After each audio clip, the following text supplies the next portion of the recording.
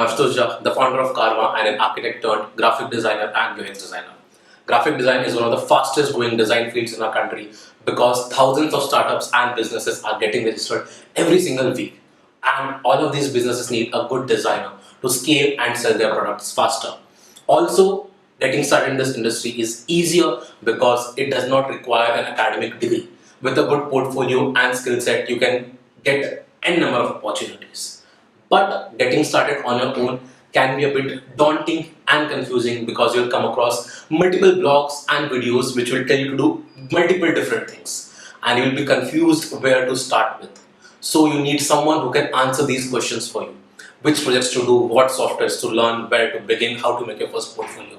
So join me in this live masterclass where I'll answer all these questions, teach you the fundamentals of graphic design which you can apply in all kind of design projects, teach you the framework to build a career in this field in the next 3 months. I'll also be guiding you on making your portfolio and applying for your first internship, getting your first freelance gig.